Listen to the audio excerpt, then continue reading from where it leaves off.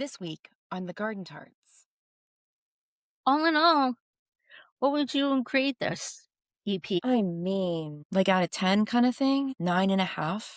9? No, I'd say 9.5. I think 9.5, just because nothing's ever perfect. No. I would say It is a 9.5. 10 for my moment in place and time. I think in the grand scheme of things. I agree with that. We were shocked and not at all disappointed. And I really do. I feel like these 6 songs in the midst of a really, really shitty world right now, it gives you something hopeful and beautiful. And that's what art's for, Yep. to make you feel something and take you somewhere else so you don't have to be here.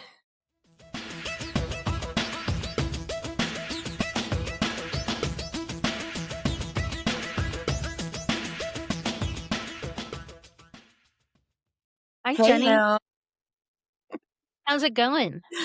You know what? I'm better than I was this time last week. Oh, good. I'm 'Cause we sorry. got U2 songs. Yeah, that's so great. Cool. And you're Okay. listening to Kissing Lips and Breaking Hearts with the Garden Tarts. Please take a moment to hit like, subscribe, leave a review, grab a subscription, all of those things. Please and thank you. Thank you. We're very overwhelmed by all of the people who watched our breaking news episode. We've never had numbers like that. So if you are new, introduce yourself Yeah. and drop us a line on one of our socials and be sure to like and follow, subscribe to our YouTube. Please, we need help with that. So go do that, please. And thank you. Many of you have over the last 2 days, but we need more. Usually we have a side A and an admission and a side B. And Days of Ash doesn't have a side A or a side B. So this But is just going to be one solid episode. Also, if you're new to us, we like to drink whiskey. we do. And we don't all the time, but we are tonight. I have there's a certain part of this episode that I'm gonna have my drink, but we'll get to that. It sounds weird, but we'll get to that in a little bit. We have had Wednesday, Thursday, Friday, Saturday, basically 4 days to digest these songs. And I just listened to them again. And what I definitely know is that we're still just acquaintances. We're not friends yet. Yeah.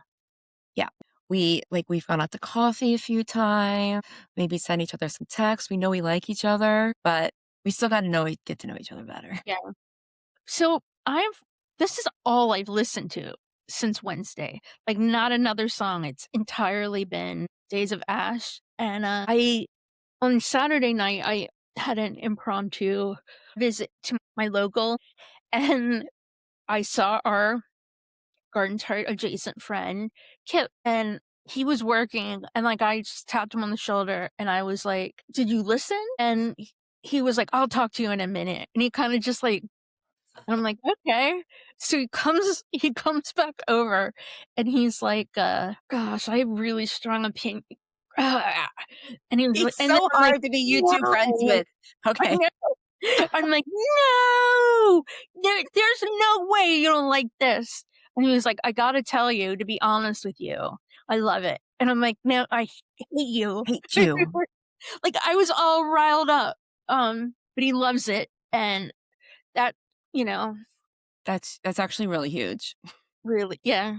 Yeah. So, So I have an overall comment before we get into the first song. So usually in my opinion, when U2 writes for something very specific, for changing Walk On for Ukraine, yeah, for a movie with specific characters and a specific arc, your song saved my life. I mean, hands built America. If they're writing with a specific intent, for me, the lyrics feel really forced, like they're a square peg trying to get in a round hole.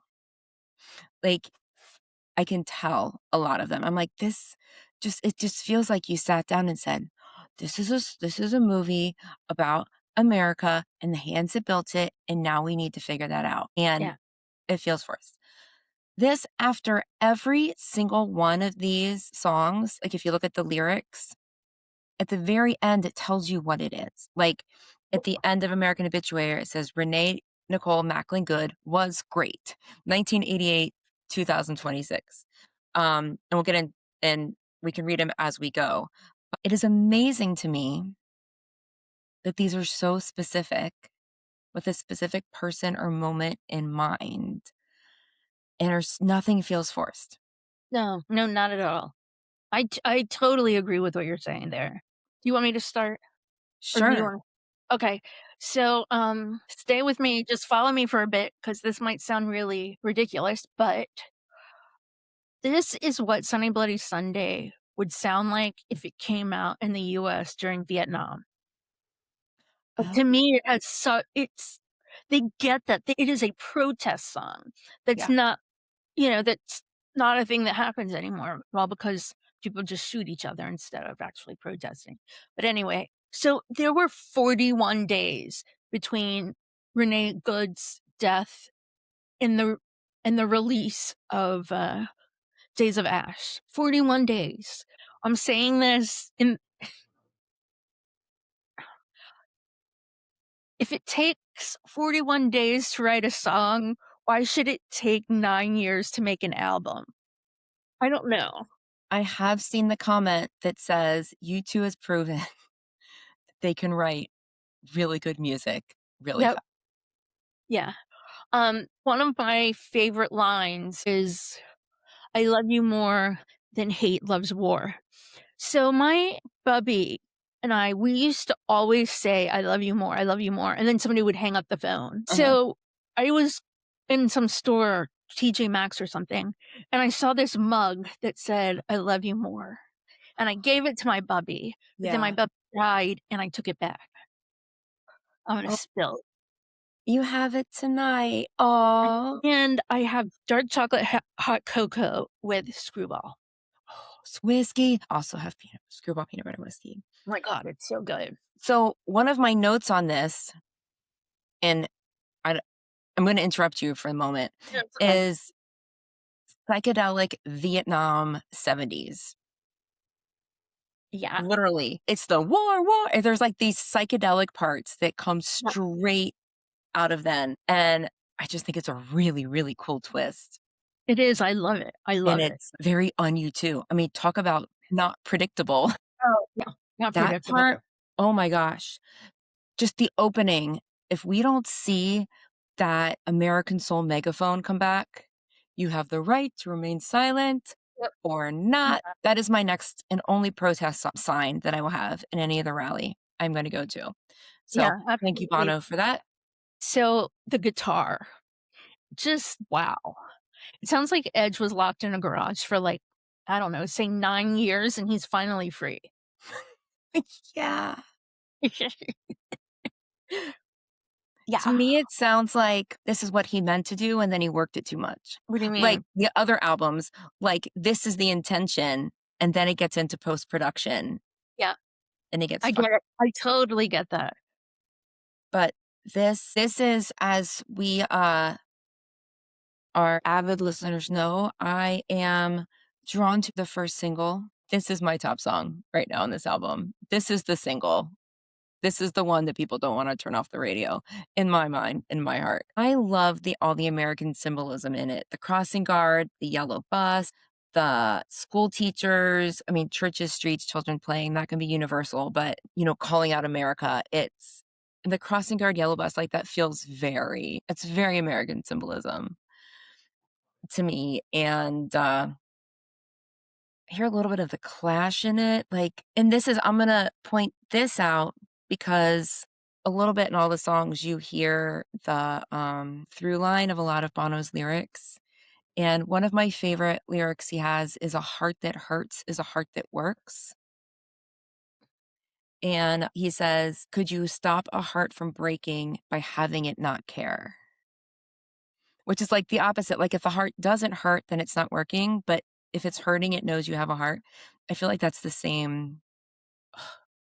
Someone, either Kelly or PJ on Octoon Baby, who just wrote their first reactions to this, said, basically, if American Soul and American Idiot had a baby and it was better than both of those, that would be this.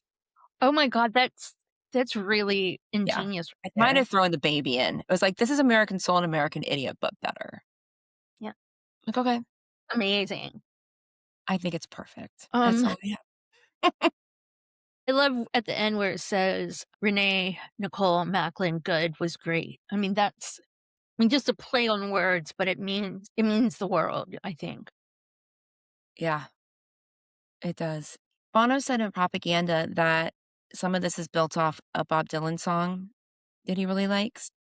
Yeah, like, something about Ma Mom, That he Deleted. said that in the song, it's the child is talking to the mom, but in this one, the mother is talking to the child, and that's the "We love you more than hate loves war." That's supposed to be mother to child, and I've heard some a few comments online, they're like, "That's just, like, the most predictable Bono line of all time," and it's like, yes, that's why it's brilliant, and, just knowing that context, when a mother fucking died, was murdered, leaving her children orphaned.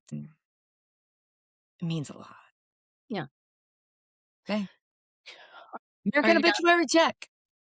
So after every song we do, we're gonna tell you guys how you voted, what Mhm.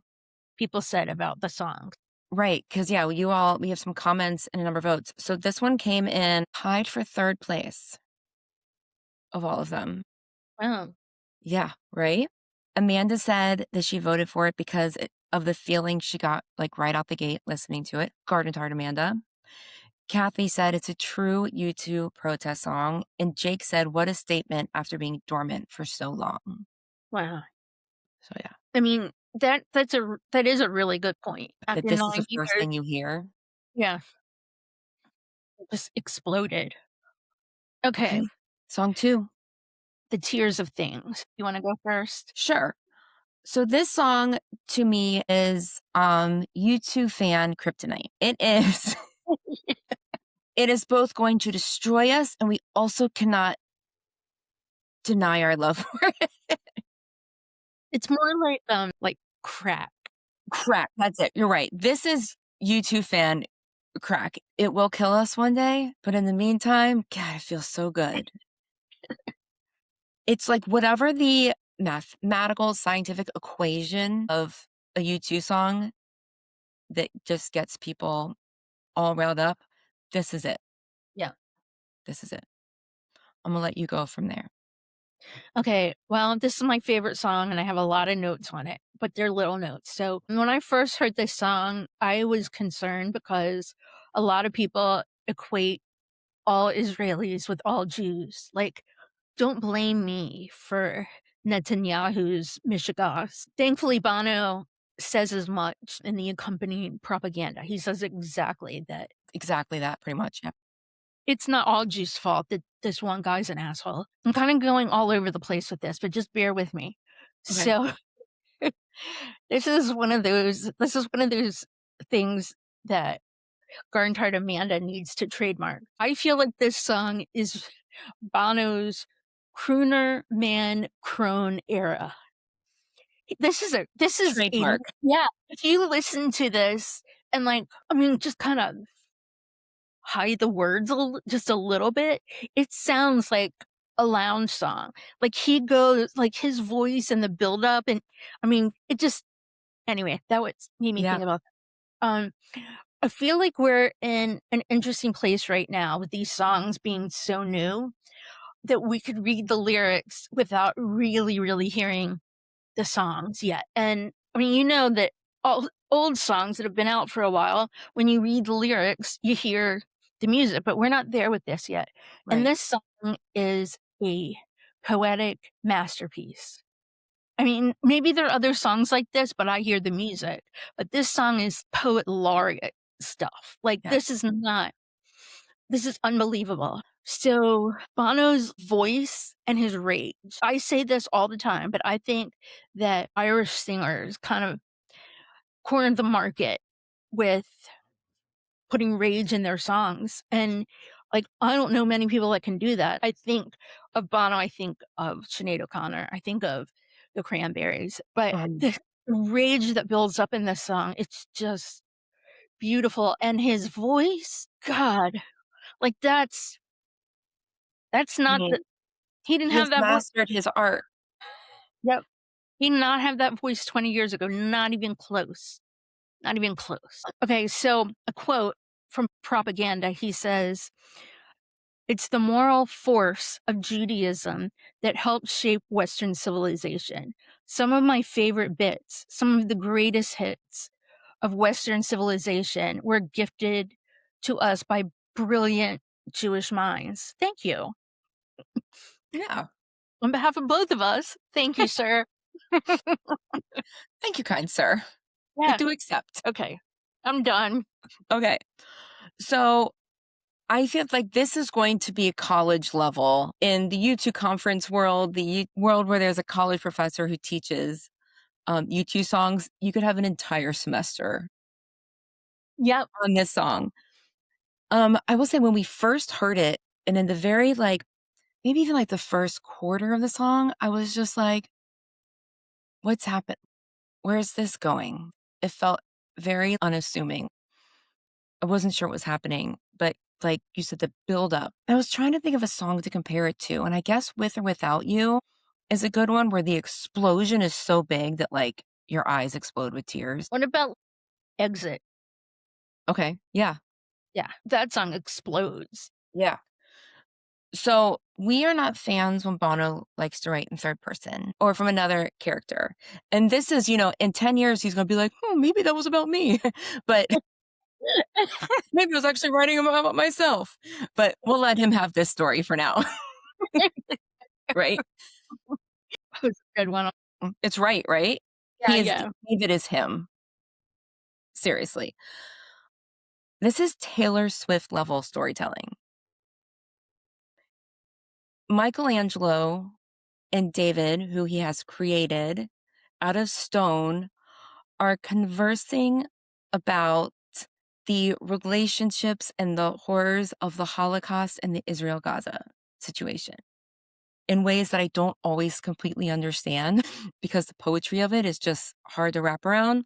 But that method of storytelling, an artist and his creation talking about the times, like, what the fuck?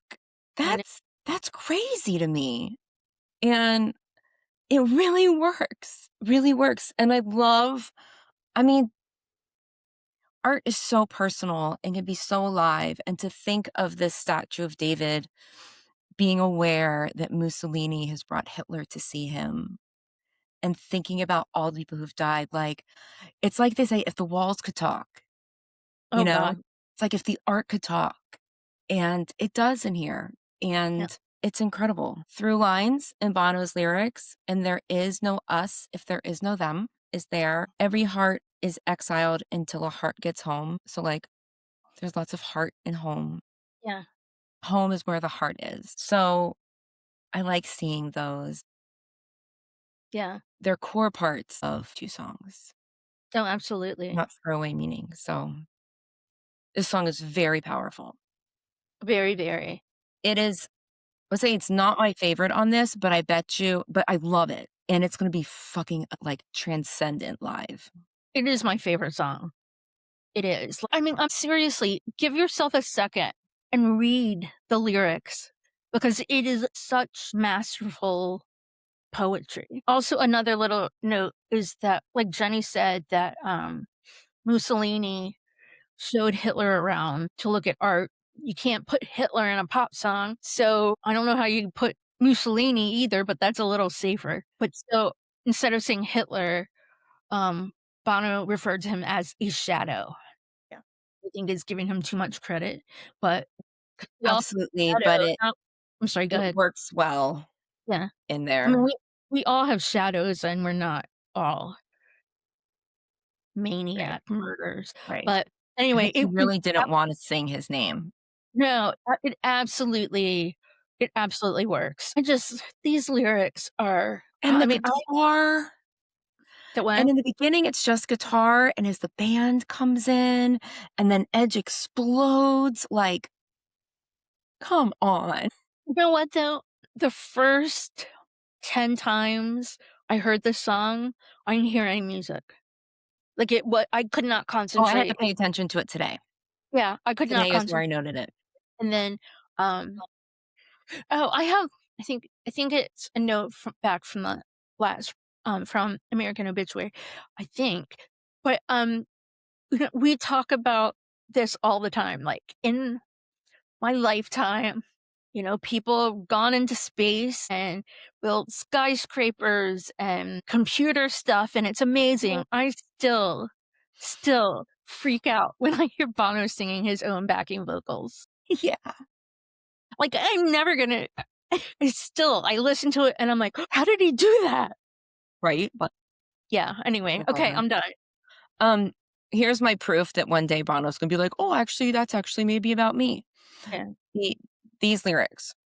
I was made for worship. Before I spoke, I sang songs of grief or disbelief how a woman can love a man. I mean, Yeah. Oh my gosh, Jenny. yeah.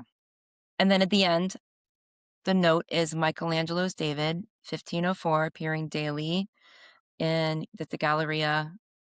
I'm not going to pretend to pronounce that Italian name in Florence, Italy. So again, it's pointing you to what it is, Yeah. the context of the song. And I just think that's a really cool that they're not hiding anything. No, I agree. Yeah. You want to hear people thought? Yeah. This was the top song. Well, I should have said American Obituary got 10 votes. This got 23. Okay. Okay. Thank you. PJ says, yeah.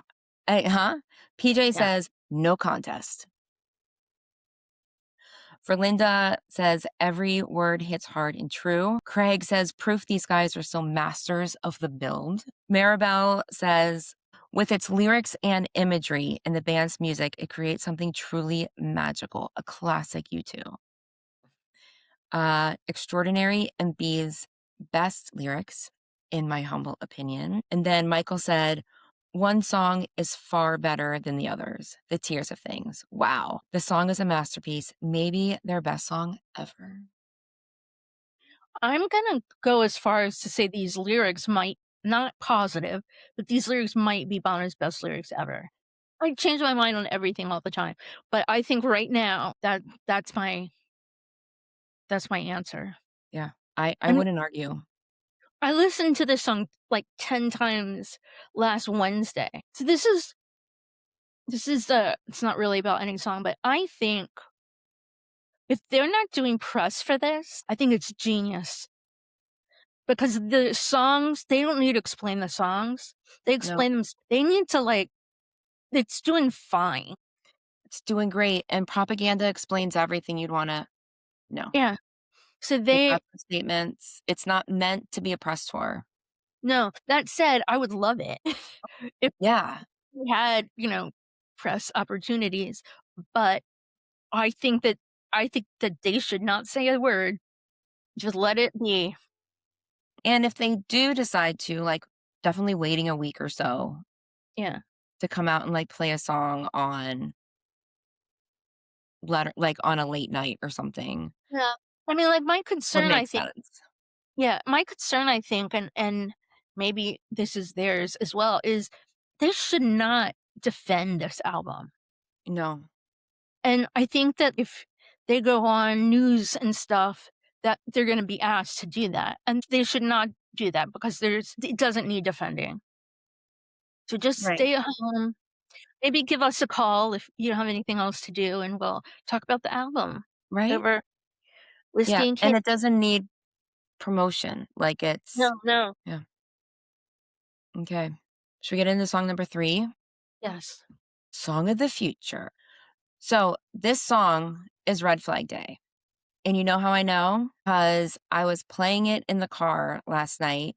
I was playing the whole thing, but it was, like, the last song we heard, and then we came in it was me and my husband, and we came inside, and 10 minutes later, he's humming Red Flag Day, and Oh was, my like, singing it, humming it for, like, an hour. And then one of my kids started singing it, but I'm like and he's like that. He hears other songs and other songs in a way that's actually pretty freaky. yeah. Um, but yeah, this song belongs on Songs of Experience. Oh, I agree with that. I mean, to me, this song is classic U2's sleight of hand. Yeah. It's peppy and fun, but it's about a 16-year-old girl who was brutally murdered at a protest for women's rights and general human rights in Iran. I mean, And they were like, protesting because another girl had been yeah, killed. and Girl. yeah, but I mean, like, when if you flip it on the radio, you're gonna be like bopping your head around. But to me, that's U2 at their U2ist. Yep. Um, And it's great because well, it celebrates them yeah, also. But you're correct. It is sleight of hand, it's so good. so Okay, good. go ahead. So 2 more things and then I'm done with this song. It's kind of like a modernized Pride when you really think about it, Okay. because when Get you on hear that train. Yeah. Pride, even though we know that it's about what it's about, it has its own life, Right. and I feel like this is modern day. Okay, so my last thing, I don't know, this makes me emotional. My last thing is Henry Louis Gates Jr. from Finding Your Roots frequently says that you die twice. The first time is when you physically die. The second time is the last time your name is spoken. So Serena, she will live on for a Forever. very long time. I was saving this for something else, and I'm probably going to bring it back. I could not. I could say that like Yeah.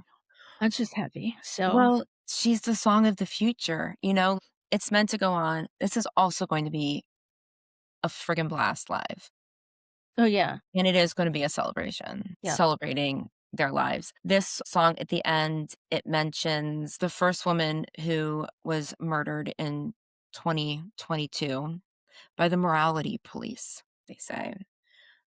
Gina was inspiration to so many, 1999 to 2022, and then Serena was inspired, 2006, 2022. So again, what it's they tell you what it is. I love it. yeah. And then this segues straight into the poem. They're definitely meant to be played together. Oh yeah, yeah, yeah. Yeah. But it's kind of like Get Out of Your Own Way and American Soul. American Soul. Yeah. Like the It's lyric. kind of Yeah. Yeah. yeah, yeah. Or like also like Running to Stand Still into Bullet. Right. Right. And I realized because when we first listened to these, we listened, stopped, listened, stopped. Yeah. And hearing the transition between Song of the Future and Wildpeace just makes a whole lot of sense. Okay. Song of the Future is number 2 on y'all's list with 17 votes. Mr. Sid Sadowski said, it's a proper good sound they're back with. 5 decades of innovation and being at the very top of their game. Aces. Leona says, Adam and Larry bringing the fire. It's got a funky beat. It really does. That's all the notes I have. Not Okay. everyone wrote stuff. A lot of people just put the Yeah, no, song I titles. didn't. I voted and I just said the Yeah, name. most people did. Yeah. But some of them I felt were worth mentioning. Okay, the poem. Okay. Yeah, so Wild Peace, I didn't write down names at all. It's written by an Israeli man. It is performed by an African woman, and it's kind of about the exhaustion of war and, conflict and how I love this. The last stanza is, "Let it come like wildflowers suddenly, because the field must have it, wild peace." Like, if people would just give it time to grow. There's so much more to it. It's gorgeous. Absolutely gorgeous. So I only have one note on this, Mhm. but it's I think it's interesting. So this poem was written by a man named Yehuda Amichai, who was one of the first known poets um, to write in modern Hebrew. So, so like I think before 1948, I might be wrong with my years, but I'm pretty sure before 1948, Hebrew wasn't a spoken language. Like you pray in Hebrew, but there Oh, weren't like really? Okay. people didn't walk around and talk Hebrew. Like there weren't modern words or anything. Like you couldn't say, "Where's It my was car?" really it was an old language. Yeah.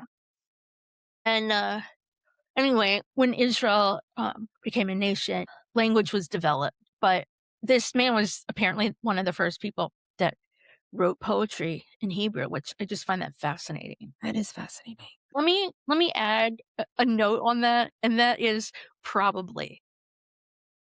Probably. Okay, well, this one actually does not have anything after it. It's not really a song, I don't know No, how.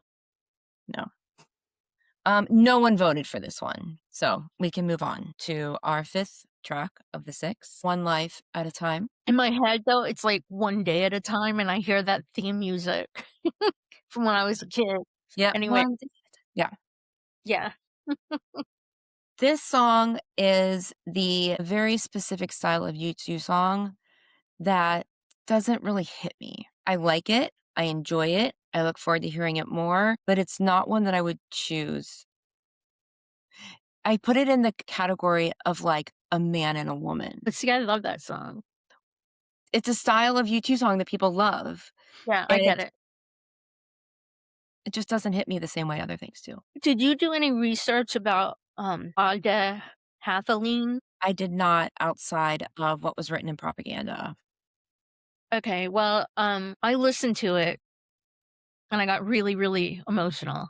Um, it's you look, I'm not gonna do it justice. Look it up on Wikipedia. It's a horrifying story. He was killed in the West Bank by an Israeli settler, and it's a horrible story. He was an activist doing so much good. Yep. I have 2 more notes. One is, this is the only song that both Bono and Edge are credited with writing the lyrics. Oh, I didn't note that. Yeah. This is the song that he recited in Tulsa. Oh, yeah, yeah. That just hit me. I now I understand that. Yeah. Okay, so when I think of this song, like again, I'm gonna say the same thing for every song. Like we've waited 9 years for this, and it's here, and they're still the band we love. Yeah. And I mean, if you listen to us enough, you know that we can be critical. Like, if we don't think it's good, we're not gonna say it's good. We don't say great things about songs that we don't think are great. And, No. no, like, if you're Bono and listening, I totally understand if you don't wanna be our friends, but think deep about it. Um, dig a little deeper, buddy. Anyway, it's, to me, this is just I there was a worry that maybe they would release songs we didn't like. Right. Oh, we were scared he didn't play. When we found out, Wednesday at noon, we were just, like, immediately, like, "What if we don't like these songs? What's gonna happen?" Right. Yeah. So, yeah, so this one at the end, it has his name. It says, "Was an immense soul, 1994 to 2025." Okay, so this one is another one that is tied for third with 10 votes. And people had a lot to say. Avril wrote a small dissertation that felt worth reading. When asked her favorite song on the EP, I find it hard to decide. There's a little bit of all the songs that have stayed with me this week and come back into my mind at different times. But I think the one I've gone directly back to play the most of is One Life at a Time. The lyrics are so powerful, but here is also some elements of the drum and bass that gives me 90s U2 vibes. Something about the drums feels like Please. Even the very start of the song is like something off of Zooropa. Oh, I heard that too.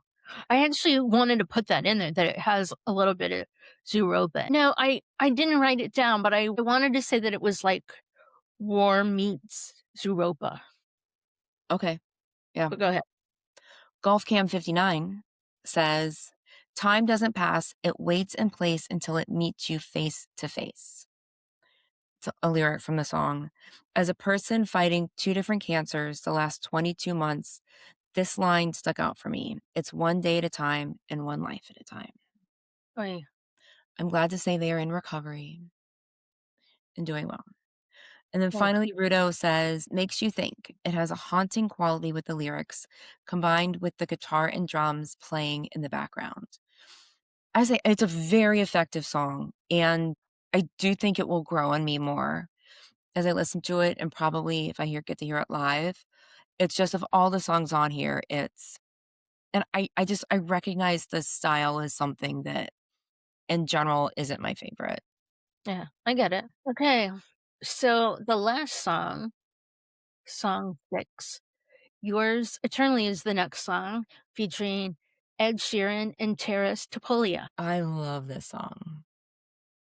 This song gives me life, and it immediately reminds me of Martin Garrix. I went straight to the liner notes to see Yeah. that he's not written on it, but then I read Propaganda, and Bono's asked about the relationship with Martin Garrix, and he said, that he's like, "I hope people hear his influence in Yours Eternally and Song of the Future." But I was like, "Oh, I made a good guess." Yeah, good song. Thank you. And I just again, I love the writing mechanism of this, that it's a soldier in Ukraine on the front line, writing, texting, emailing people, like home, friends, whatever, and just the surrealness of that too. It is such a joyful song for war. It absolutely is. I can't say enough good stuff about this song. Like, my only notes actually are they should have turned Ed Sheeran up a little bit because or maybe it's just me that when I hear Bono's voice, it, like, jumps out at me because And I'm he used has a whole verse. I know, but it's I feel like his mic isn't as loud or something. Mm, I don't know. Okay, I it's don't know, my maybe it's intentional. maybe. I don't know. I was a little annoyed at first. I love Ed Sheeran, no digs to him at all, but That's I was A, surprised, and B, to be like, "How's he gonna fit in a U2 song?" But I think it's great. oh, it's absolutely It's great. great. Yeah. So I have a few more notes which are really stupid. But one, when I was reading the lyrics and it says, "Laugh at me," I'm like, okay. I was listening without looking at the lyrics, and I swear Yeah. it said duty. Like not DUTY, but like duty. And then I went DOO, back, like poop? yeah, and I went back and I saw it was DUTY, and I Yeah. felt like a 12-year-old boy all of a sudden. Like Yeah, that's fun. Judy's funny. My last note is fun fact that Bob Geldof is a singer in the choir of this song. Yeah, That's nice. that's crazy. Yeah, I was kind of checking myself because when we did our Tart Talk on No Line on the Horizon, and there's all these male voices together, and I'm like, "Enough, like, go have your boy party somewhere else." I didn't there's a lot of people in the choir on this, and most of them have Ukrainian names other than Bob Geldof, and it is yeah. not apparent to me if they tend to be more male or female or whatever. It's hard to tell, but I was like, "Am I being hypocritical?" I'm like, "No, this is much better." It's so good. It's so good. As we were getting ready for this, like, 15 minutes before we're gonna get on, Hillary was telling me she was almost ready, and I was like, "Today's been hard." And she's like, "Do you wanna do tomorrow?" I'm like, "No, this will be good, this will be good." And I put this song on, and I was like, "I'll be fine. I'll Yeah. be fine." So, yeah, do So you wanna hear all of people? yeah, please. So this one got the least amount of votes, but 9 as opposed to 10. And Heidi commented, "Edge's guitar bursts my heart wide open." A lot of people, this was, like, their 2nd song that they were like, "This one, but also Yours Eternally." I just think when the world is so hard, you need things that just lift you up every second, Yeah. and there's not a moment in the song that doesn't lift me up, like, lighten my actual body. Oh, absolutely. So on February 24th, a special documentary short that accompanies this song is coming out. I do not know where it's gonna be released. It's mentioned in that first in the, table of contents in that propaganda issue, but that is so today's the 22nd, so that's something to keep an eye out for. Yeah. And When maybe we they'll release it. Maybe, like, U2.com will release it. if we find anything out, we'll put make a Right, graphic and let you know. right. Um, so all in all, what would you grade this EP? I mean, like, out of 10 kinda thing? 9.5? 9? No, I'd say 9.5. I think 9.5, just because nothing's ever perfect. No, no, no. I would say, um It nine is and a a half. 10 for my moment in place and time, I think in the grand scheme of things. I agree with that. I mean, we were shocked and not at all disappointed. And I really do. I feel like these 6 songs in the midst of a really, really shitty world right now, it gives you something Yeah. hopeful and beautiful. And that's what art's for, Yep. to make you feel something and take you somewhere else so you don't have to be here. Right. So a couple of things, just show notes. One thing is this is a mini Tart Talk. So when it comes around in its chronological order, In we're 3 gonna years, we're gonna really, really, really like research and there'll be so much more information about yeah, yeah. this, yeah. Um, so that's something to look And forward then we'll to. be really good friends with the songs. We won't be dating anymore. Be going steady. So another thing is we've been doing this thing where we pull a song out of a cigar box and we Right. talk about that. I did not post it last week because no one else is gonna. Why would you talk about that? The song is Seconds, and I think this Thursday I Yeah. will post it, and then we would love to hear your thoughts, praises, comments, anything, Memory. Yeah. whatever a memory of it, what line you like best. But the more people that I mean, I felt like Seconds is a really good one because who doesn't like Seconds? If it's you, let us know. Absolutely. Basically, what's the first thing that comes to mind when someone mentions that song? Yeah. I mean, I have an answer. Okay, another thing, last thing, I do have a question for Bono over Whiskey and Cake. It's very Oh, vague, okay. but are you proud of yourself for these songs? Like, do you realize that your vocals and these lyrics are some of your best ever? Like, is that a thing you think about? I think he probably tries not to think about it because it's art, but I mean, it's never fun to get panned. No. And I guess if I could go along with that question over Whiskey and Cake is I know he's been working on his vocal craft for so long and not just singing as a singer, but like actually working on it. And is it easier now? Yeah. Does the good stuff feel easier or is it still hard? Yeah. Yeah, I hope he's proud of himself. Yeah. He has every right to be. They all do. Uh-huh. Larry. So I have to say, obviously, I need to hear it back, but I feel like aside from pop, this might be the episode that I'm most proud of. Yeah. Yeah. Speaking of pride, and if Bono's proud, I am Right. proud of this episode because Yeah. we just scratched the surface and I feel like we had good content. Yeah. Me too. If it's not true, just don't tell us. Let us I know, pretend. right? Yeah. Okay. Well, thanks for coming on this ride, y'all. Thank you. And we'll see you next week. Yep.